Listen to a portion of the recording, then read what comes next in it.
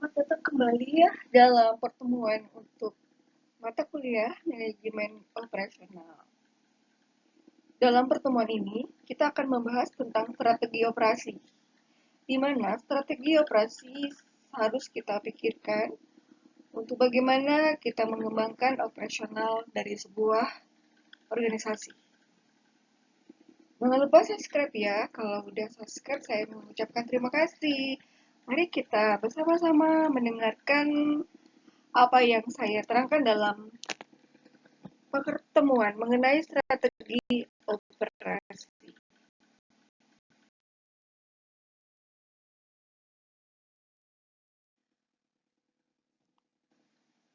Strategi itu harus punya misi, visi, ya, strategi sendiri dan taktik. Ada pengertian masing-masing ya dari visi, misi, strategi, dan taktik sebagai berikut. Visi adalah pandangan, penglihatan, atau gambaran. Misi adalah tugas pokok yang berkaitan dengan tugas yang akan diemban oleh perusahaan untuk mencapai visi. Strategik adalah memenangkan penguasaan suatu wilayah. Sedangkan taktik adalah suatu cara bagaimana agar persoalan-persoalan yang timbul ini selama kegiatan sedang berlangsung itu dapat teratasi dengan baik.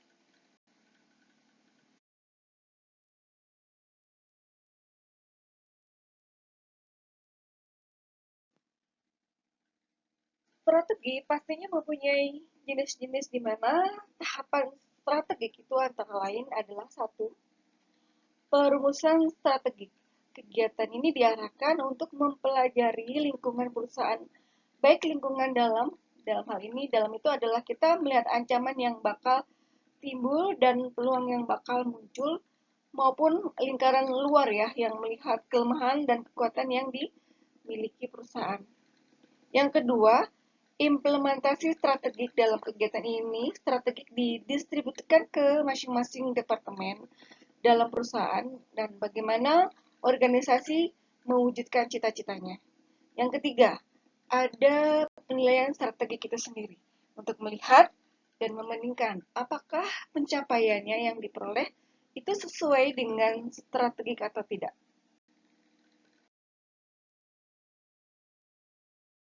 Oke, baiklah. Ini adalah beberapa analisa di mana untuk strateginya, untuk operasional, kita harus menganalisis dari lingkungan dalam sampai ke analisis lingkungan luar.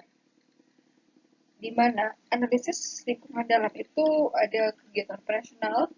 Nah, kegiatan operasional harus ada taktik sampai kepada strategi untuk mengatasi lingkungan luar. Strategi dipakai untuk menganalisa lingkungan luar. Untuk manfaat dari strategi sendiri bagi perusahaan, pasti ada manfaatnya ya. Manfaatnya itu terdiri dari lingkungan luar dan lingkungan dalam. Di mana lingkungan luar itu terdiri dari 8 perubahan. Nah, 8 perubahan itu adalah satu, perubahan konsumen atau pasar. Yang kedua, perubahan politik. Yang ketiga, perubahan demografi. 4, perubahan sosial. 5, perubahan teknologi. 6, perubahan pesaing. 7, perubahan supplier. 8, perubahan ekonomi.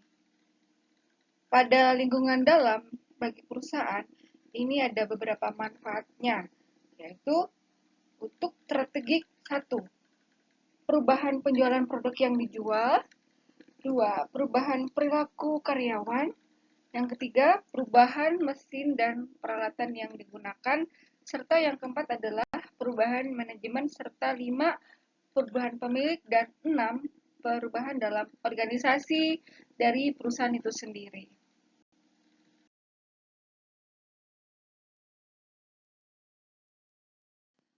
Untuk manfaat strategiknya bagi perusahaan ini, kita bisa lihat bahwa perencanaan strategi ini akan terlihat ya pada perusahaan dengan adanya rencana yang rapi untuk penyediaan produk yang dibutuhkan dalam menghadapi peluang ataupun ancaman seperti satu, merubah bentuk produk, dua, merubah kemasan produk, tiga, merubah jumlah produk, empat, merubah kualitas produk, lima, merubah pelayanannya. Kemudian di situ bagi perusahaan ada tiga cara ya dalam meningkatkan daya saing dari perusahaan itu sendiri, yaitu satu perbedaan atau differentiation, yang kedua biaya atau cost leadership, yang ketiga kecepatan tanggap atau quick response. Dari bagaimana daya saing itu sendiri bisa bersaing dengan cepat.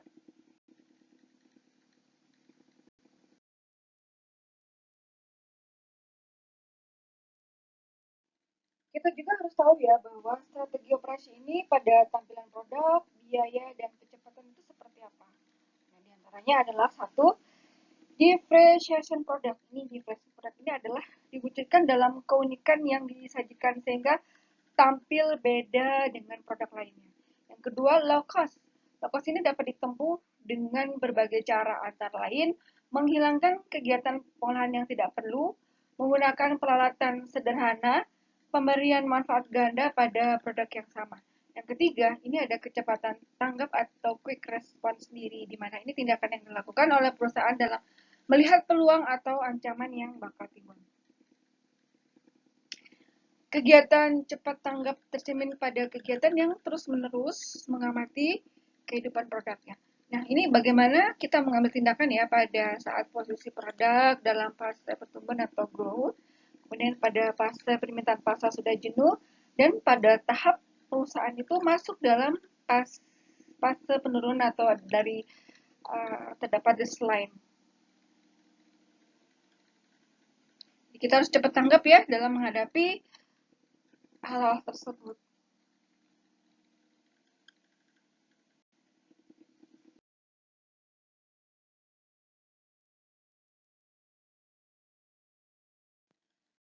Pada strategi dalam operasi sendiri, terdiri dari satu, rancangan produk atau product design, dua, rancangan kualitas produk atau quality design, tiga, rancangan pengolahan atau proses design, yang keempat, penentuan lokasi kegiatan atau location, lima, rancangan tata letak atau layout design, empat, penempatan tenaga kerja, dalam hari ini adalah human resource, yang ketujuh, manajemen rantai supply atau supply chain management, 8. Manajemen persediaan atau inventory management, 9. Penyusunan jadwal atau scheduling, dan yang ke-10 adalah maintenance, di mana maintenance itu kita kegiatan pengelolaannya.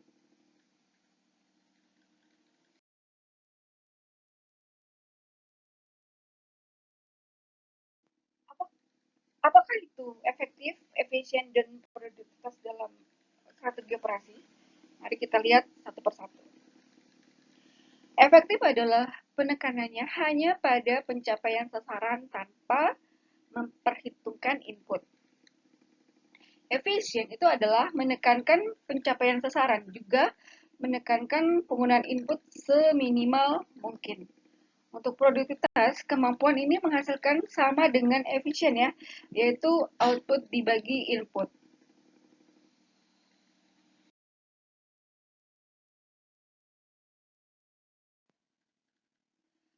Dalam strategi operasi ini harus ada pengukuran dari produktivitas. Kita lihat produktivitas ini dapat ditingkatkan ya melalui tiga cara, yaitu satu, meningkatkan output dengan input tetap. Dua, menurunkan input dengan output tetap. Tiga, menaikkan output dengan menurunkan input. Untuk faktor yang menentukan tingkat produktivitas itu antara lain adalah satu, tenaga kerja, dua, modal, tiga, manajemen, dan empat adalah kewirausahaan. Dalam hal ini modal itu adalah mesin dan peralatan lainnya, kemudian kewirausahaan ini dia akta lainnya adalah entrepreneurship.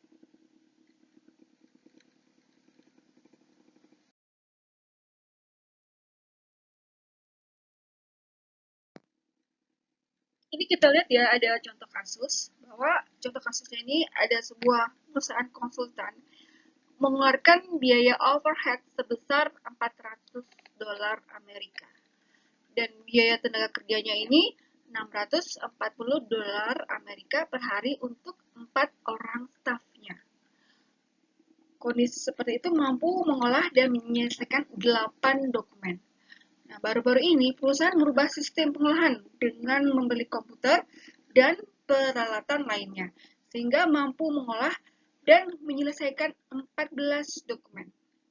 Jam kerja tidak berubah, tapi perusahaan harus mengeluarkan overhead sebesar $800 Amerika per hari.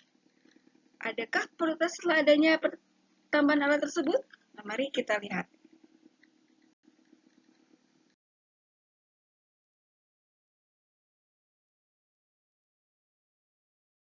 Baik, untuk pembahasan kasus dalam contoh di atas, bahwa di sini kita lihat ya ada sistem lama.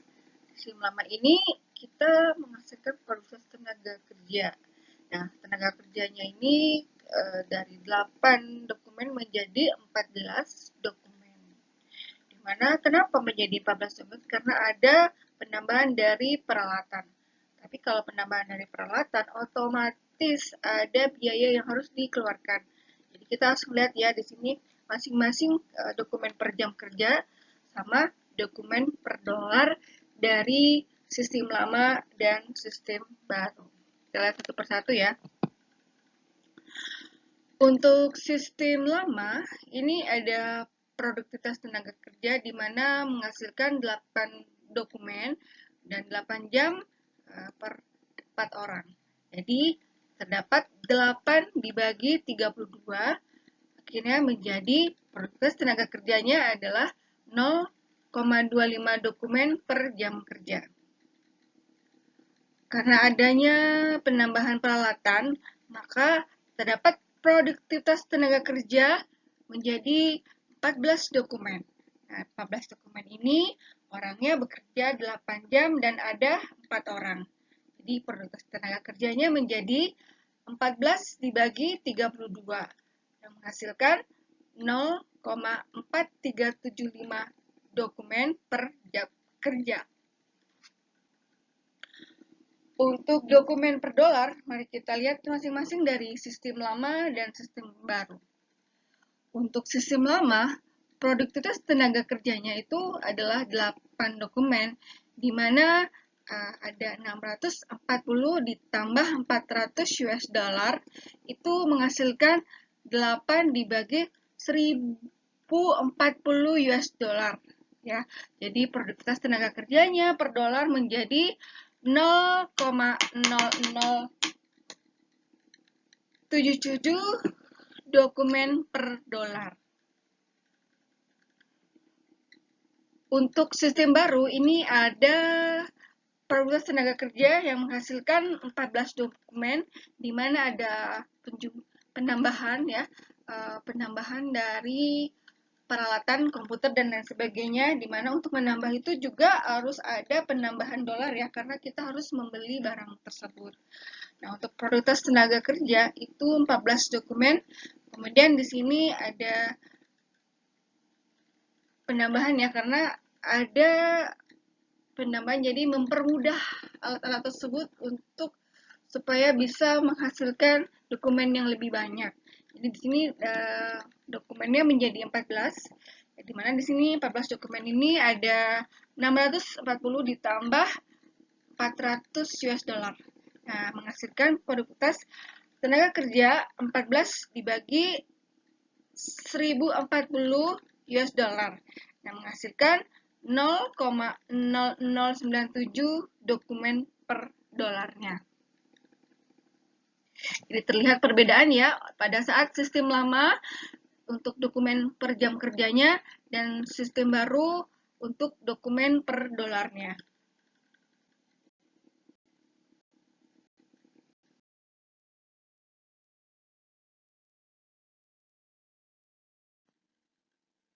Pada industri dan operasional, untuk manajemen operasional, ini ada penciptaan barang dan jasa secara nasional. Ini dikelompokkan ke dalam 3 sektor. Nah, 3 sektornya ini antara lain satu, sektor primer atau ekstraktif, di mana kegiatan penciptaan pada bidang agrikultur, pertambangan, kehutanan, dan perikanan. Yang kedua, sektor manufacturing, ada penciptaan barang pada bidang manufaktur dan konstruksi.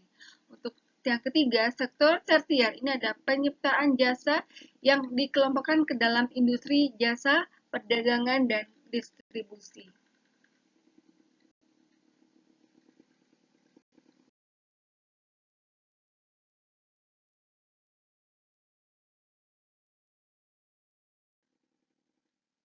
Pada strategi operasi ini ada beberapa kegiatan dalam manajemen operasionalnya, di mana sudah kita bahas dalam pertemuan ini. Nah, terima kasih yang sudah mensubscribe video LTL TV ini, dan jangan lupa yang belum mensubscribe-nya, segera mensubscribe, klik tombol subscribe, dan segera juga share ke teman-teman yang lain supaya materi ini bisa didengar dan dimengerti oleh orang banyak. Terima kasih. Sampai bertemu lagi di pertemuan berikutnya dengan materi yang pastinya lebih menarik.